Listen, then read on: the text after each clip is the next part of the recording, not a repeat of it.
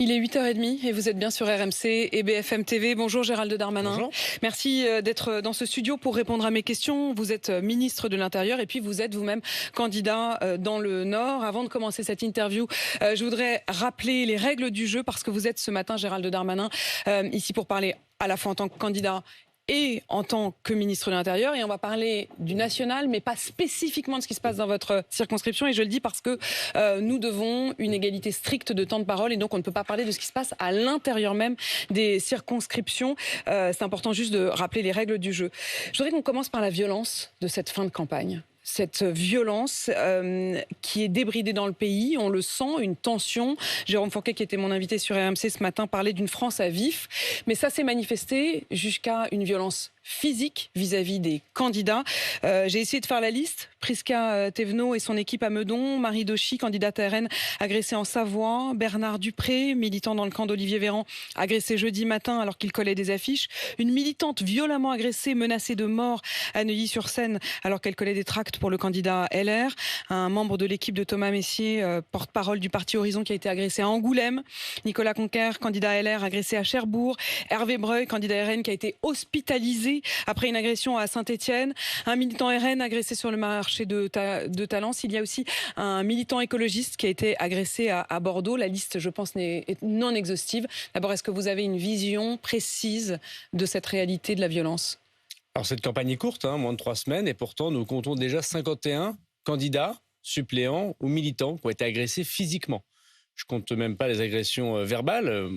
Chez moi, il y en a encore eu une il y a 2 jours sur des militants, mais cette agression physique, 51 personnes, et parfois des agressions extrêmement graves qui amènent les gens effectivement à l'hôpital. Et donc les services de police et de gendarmerie prennent immédiatement les plaintes. En démocratie, c'est très important que les candidats, que leurs militants, que la démocratie soit sauvegardée. Et il y a eu de très nombreuses interpellations, plus d'une trentaine déjà d'interpellations. J'espère qu'il y aura les condamnations les plus fermes. Qui sont les agresseurs ? Ils sont de profils extrêmement variés. Voilà. Je pense que c'est assez tôt pour faire un profil type, mais c'est souvent soit des gens spontanément énervés, ce qui montre effectivement cette France à vif qu'évoquait M. Fourquet, soit des militants politiques ou d'ultra-gauche ou d'ultra-droite, d'autres formations politiques, si j'ose dire. Voilà. Et donc je pense que là viendra le temps où la justice aura l'occasion sans doute de communiquer. D'ultra-droite, d'ultra-gauche, vraiment d'une manière, les tout derniers agressés étaient plutôt dans le camp soit du centre, soit RN. Est-ce que ça veut dire que ce sont plutôt des ultra-gauches qui agressent les ultra-droites ? Ou est-ce que, quand vous regardez la photographie de la France, on ne peut pas dire ça ? C'est un peu tôt pour le dire. Il y a eu des agressions de tous les côtés. Des candidats RN qui ont été violemment agressés, des candidats de gauche qui ont été violemment agressés, une ministre comme Prisca Thévenot violemment agressée. Donc je pense malheureusement que c'est très partagé. Ça veut dire que la politique aujourd'hui, c'est même dangereux physiquement. Je pense qu'il y a un climat de grande violence vis-à-vis de la politique, en effet, et vis-à-vis de ce qu'elle représente. Il y a la question aussi des services de renseignement qui ont relevé un mot d'ordre, c'est ce que l'AFP nous révèle ce matin, un mot d'ordre, disent-ils, de l'ultra-gauche qui définit ainsi dans la note « Garder les urnes, on prend la rue ». Est-ce qu'il faut redouter des débordements dimanche soir d'un camp ou de l'autre ? Oui, il faut redouter des débordements dimanche. D'abord, il y a des rendez-vous devant l'Assemblée nationale. J'ai demandé au préfet de police de les interdire. Des débordements qui, sans doute, viennent plutôt de l'ultra-gauche. Quand on voit ceux qui annoncent cette manifestation à 20h à l'Assemblée nationale. Cette manifestation est interdite ? Exactement. J'ai demandé au préfet de police à Paris de l'interdire. Et puis, il y a d'autres débordements possibles dans certaines villes qu'on connaît bien. Évidemment, Paris, mais ça peut être le cas à Lyon, à Rennes, à Nantes, là où il y a des foyers d'ultra-droite ou d'ultra-gauche. Et là, j'ai prédisposé, avec l'ensemble des préfets, puisque j'ai tenu une réunion cette semaine, 30 000 policiers et gendarmes, dont 5 000 pour Paris et sa banlieue, pour évidemment que ces résultats, quels qu'ils soient respectés par l'ensemble du peuple français. Vous avez prévu de les mobiliser jusqu'à quand ? Le temps qu'il faudra. Je pense que l'expérience nous montre que la nuit qui suit un moment, une sorte de moment important pour la démocratie, c'est sa nuit de dimanche à lundi, puis que les choses redeviennent calmes le lendemain. Mais s'il faut tenir 2-3 jours de plus, nous tiendrons 2-3 jours. Et vous, Gérald Darmanin, vous serez ministre jusqu'à quand ? Jusqu'à ce que le président de la République le décide, ou est-ce que le Premier ministre rende sa démission ? Ma volonté, je l'ai déjà dit, c'est que si je suis élu dimanche, ce serait de pouvoir très vite représenter les habitants de ma circonscription à l'Assemblée nationale. Donc vous dites très vite pouvoir continuer la politique telle que vous l'avez fait là ces dernières semaines. Parce qu'on a posé la même question à Gabriel Attal il y a 2 jours avec mon confrère Benjamin Duhamel. À cette question, remettrez-vous votre démission dimanche soir ? Gabriel Attal est resté extrêmement vague. C'est au Premier ministre de remettre la démission de son gouvernement. La coutume républicaine veut qu'après des élections législatives, le gouvernement démissionne. Après, évidemment... Mais précisément, c'est la question qu'on lui posait. La coutume, c'est que normalement, dès le dimanche soir, il remette sa démission. Il n'a pas du tout dit oui. Mais ça, c'est au Premier ministre de le faire. Et évidemment, je serai solidaire du Premier ministre. Ce qui est sûr, c'est que dans la semaine qui va suivre, il y aura des changements politiques. On peut l'imaginer, quels que soient les résultats. J'espère qu'ils soient les meilleurs, évidemment, pour la majorité présidentielle, quitte à reconduire, évidemment, le Premier ministre. Moi, ma volonté, je l'ai déjà dit, c'est de pouvoir aller siéger à l'Assemblée nationale. Après, je suis ministre de l'Intérieur, en charge de la sécurité des Français, la sécurité physique, la sécurité au sens sécurité civile. Il peut toujours y avoir des drames quand on est ministre de l'Intérieur jusqu'au dernier moment. Et donc, j'ai conscience des affaires de l'État. Et pas simplement de mon petit ego personnel, de savoir ce que je dois faire personnellement. Si le président de la République me demande de rester quelques heures, quelques jours de plus, le temps de former un gouvernement, je le ferai. C'est ce qu'on appelle les affaires courantes. Voilà. Et je serai à mon poste de ministre de l'Intérieur parce que j'ai conscience de l'intérêt général et de mon pays et de sa sécurité. Mais ma volonté n'est pas de continuer mon poste ministériel dans les conditions qui semblent se dessiner aujourd'hui à l'Assemblée nationale. Alors quand vous dites les conditions qui semblent se dessiner, j'imagine que vous faites référence à cette grande coalition qui commence à être évoquée autant d'ailleurs à gauche qu'au centre ou peut-être même à droite, l'idée de gouverner avec des gens comme François Hollande, François Ruffin, Olivier Faure, Marine Tondelier ou alors des élus de droite. Est-ce que vous pourriez accepter une telle coalition ? Est-ce que vous-même, vous accepteriez d'en faire partie ? Il y a plusieurs choses. Si vous me parlez moi personnellement, la réponse est non. Non. Non. Je pense qu'il faut attendre dimanche, voir ce que les électeurs vont voter et entendre ce qu'ils vont dire. La dissolution, c'est fait pour écouter les électeurs. Et donc, je ne pense pas qu'il faille contourner le vote des électeurs. Voilà, on verra qui va gagner dimanche. Je pense que ça, c'est très important. Ensuite, que le président de la République, parce que, vous savez, la Ve République est bien faite, c'est lui qui nomme le Premier ministre, c'est pas l'Assemblée nationale, et il doit prendre en compte, dit le discours de Bayeux du général de Gaulle, les nuances de l'Assemblée nationale. Donc, que lui compose un gouvernement, c'est son rôle institutionnel, et c'est tant mieux, et je soutiendrai le président de la République. Cependant, voilà, moi, je pense qu'il faut d'abord regarder ce qui se passe dimanche, que le parti qui a gagné les élections dimanche doit pouvoir gouverner notre pays, parce que c'est comme ça, c'est la démocratie, et que ça ne sert à rien de faire, me semble-t-il, un certain nombre de calculs avant que les électeurs aient voté dimanche. Il y a plusieurs choses dans ce que vous dites. Vous dites qu'il faut écouter les électeurs, il ne faut pas contourner la démocratie. Est-ce que vous avez le sentiment que cette semaine, les réponses qui ont été apportées au vote du premier tour sont celles-là, sont celles d'une écoute ? En tout cas, le président de la République, il a évoqué clairement qu'il ne ferait pas de gouvernement avec l'extrême gauche, avec LFI. Je m'en félicite et je l'ai toujours entendu dire ça. D'ailleurs, on prête beaucoup de mots au président de la République. Je ne l'ai jamais entendu parler d'un contournement de la démocratie. Il a toujours dit qu'il faisait cette dissolution pour la clarification. Donc je pense qu'il ne faudrait pas être les ménates ou le perroquet du président de la République et lui faire dire ce qu'il n'a pas dit. Moi, je ne l'ai jamais entendu dire autre chose que « j'écouterai les Français ». Et tant mieux, parce que c'est pour ça qu'on fait la dissolution de l'Assemblée nationale.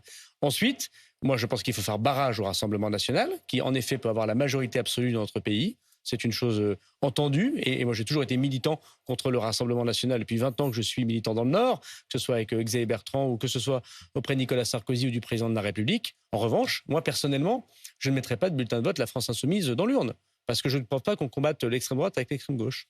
Donc vous dites ni RN ni LFI. Je n'ai pas tout à fait entendu ça dans la bouche du Premier ministre qui dit tout sauf le RN. Point. Mais nous avons une légère différence avec le Premier ministre. Nous sommes d'accord ensemble pour que la majorité gagne. Nous sommes d'accord ensemble pour faire barrage au Rassemblement national. Moi, je ne mettrais pas, si j'avais un duel RN-LFI là où j'habitais, je ne mettrais pas un bulletin de vote La France Insoumise. J'aime trop la police, j'aime trop les policiers, j'aime trop les gendarmes, j'aime trop l'État pour pouvoir mettre un bulletin de vote La France Insoumise. Si la France Insoumise faisait un certain nombre de démarches de dénonciation de ses excès, je pense à M. Ruffin, qui quitte la France Insoumise, par exemple, voilà, ou à M. Corbière, qui a quitté ou qui s'est fait virer la France Insoumise. La démarche n'est pas toujours la mais dont j'ai pu constater avec M. Corbière qu'on pouvait avoir un échange républicain.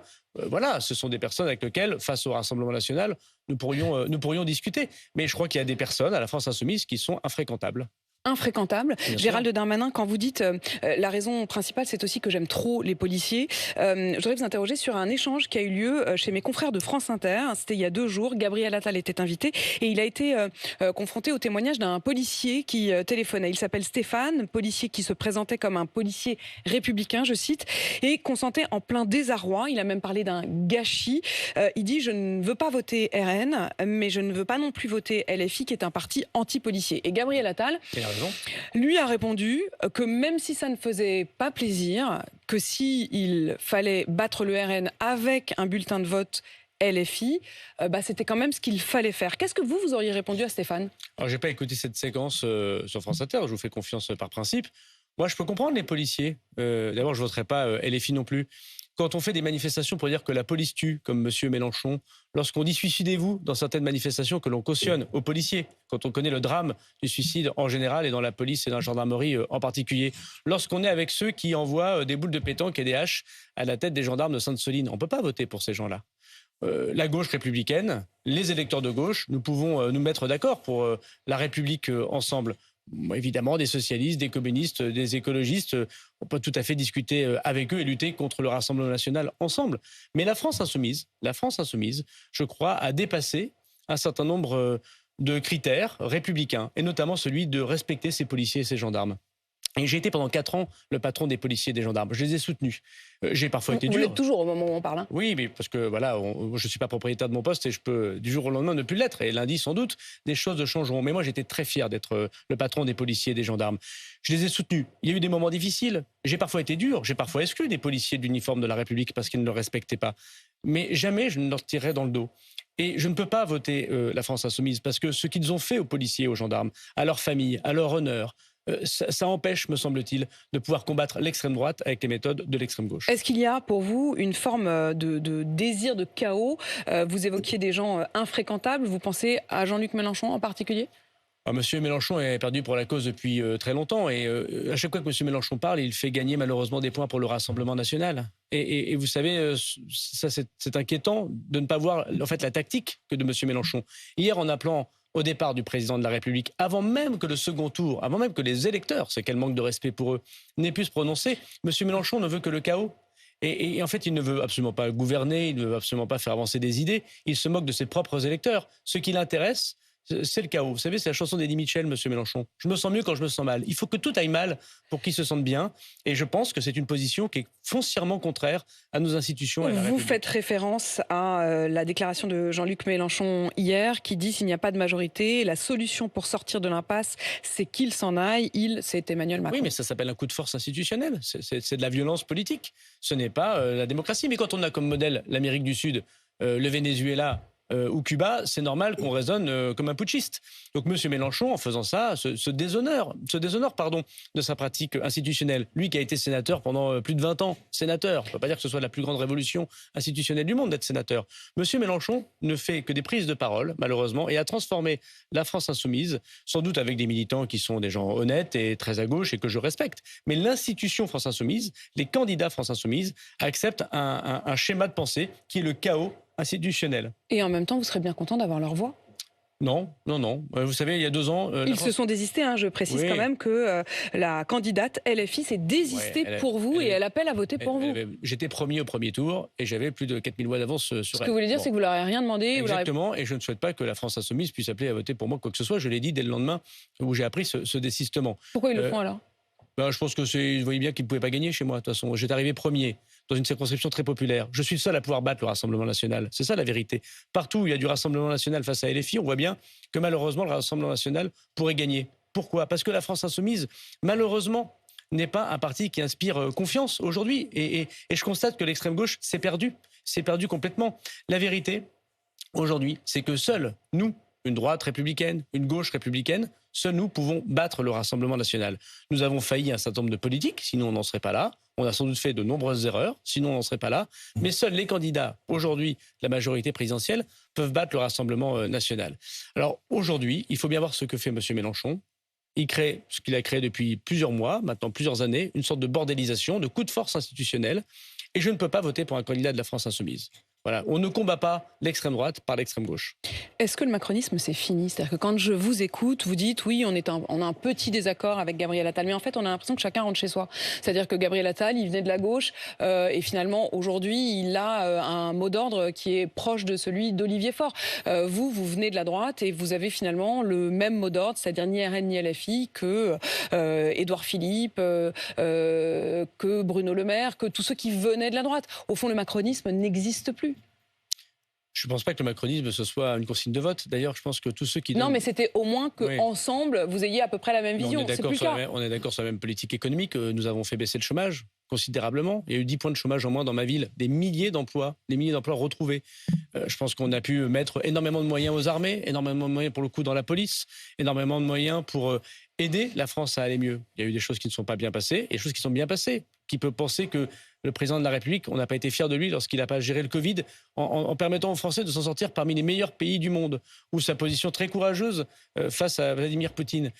Ce que nous pouvons constater en revanche, c'est qu'on n'est peut-être pas tout à fait d'accord la manière dont on fait de la politique. Moi, je suis un élu de province, j'ai toujours été un élu de province, je pense que j'ai le bon sens comme boussole, et je pense par exemple que les consignes de vote, ça énerve tout le monde. Est-ce que ça veut dire qu'eux n'ont plus ce bon sens? Moi, je constate que je suis de province et que les consignes de vote, il suffit de discuter avec les gens pour voir qu'ils n'en peuvent plus.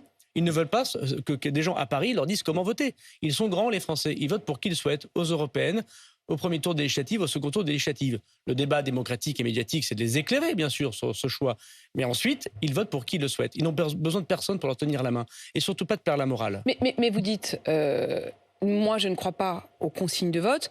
C'est les Français qui y croient pas. Il me semble pas pour autant que Gabriel Attal ait donné à proprement parler, ou en tout cas, il s'en garde. Il dit, j'ai pas donné de consignes de vote, mais il dit tout sauf le RN. Et effectivement, malgré tout, quand il répond à Stéphane le policier, il parle d'un bulletin à mettre dans l'urne. Je n'ai pas parlé de Gabriel Attal. Je parle des pères de la morale qui prennent la parole et qui ne sont même pas élus. Gabriel Attal fait une campagne formidable au service de la majorité. Elle est difficile. Comme nous tous, nous combattons le Rassemblement national et LFI.